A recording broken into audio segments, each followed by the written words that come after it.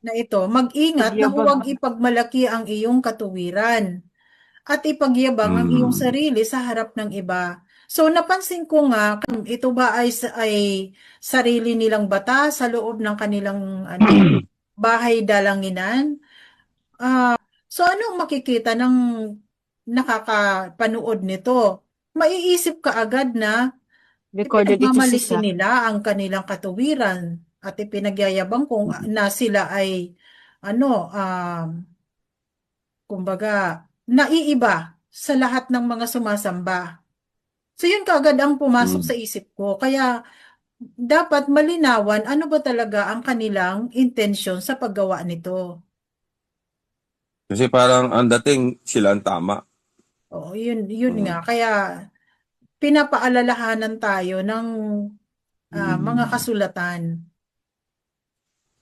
So Na dapat wag mag talaga sila ay may magkaroon din ng ng pagsasaliksik sa kasulatan. o discernment. Kasi Mm. kanina yung yung pinakinggan nila na video ng mensahero, sinabi ng mensahero na tandaan ninyo itong tatlong salita, yung KKK, kaunting kaalaman sa kasulatan ay dangerous.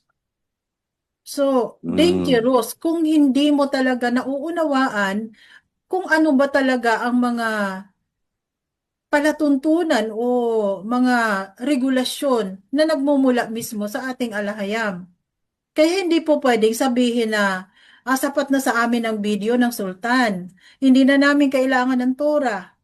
Kasi kapag sinabi mo yan, narinig ka ng ating alahayam, hindi mo na pala kailangan ng Torah. So ngayon, paano ka tatanglawan ng ilaw ng banal na kasulatan kung ito ay itatanggi mo? Kasi sinabi Parang mismo, sinasarado mo na. oo, sinabi Mm. mismo ng nasa Torah, sinabi ng ni Haring David na ah, ang iyong mga salita ay ilaw na sang tumatanglaw sa aking daraanan. Oh, Mm. ito daw ay ilaw sa kanyang mga paa upang hindi siya matisod. So, yun ang Mm.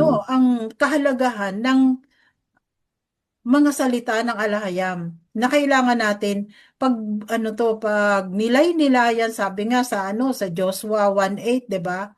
Na huwag mong kakaligtaan na pag nilayan ng mga salita araw at gabi Mm. upang ito ay Mm. maging gabay mo.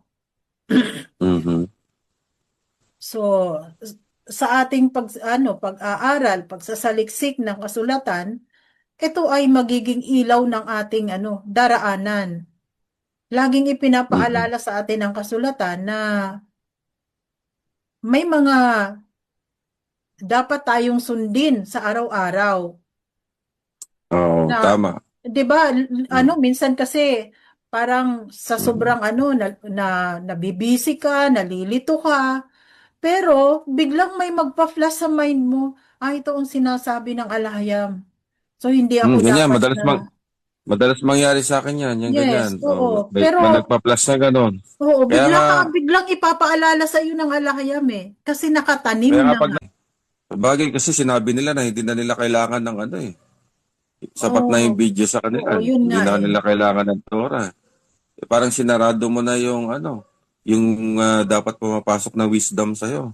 Oo, kaya Mm. kaya nga na medyo nabahala ako nung sinabi nila Tinanggihan na, na lang word.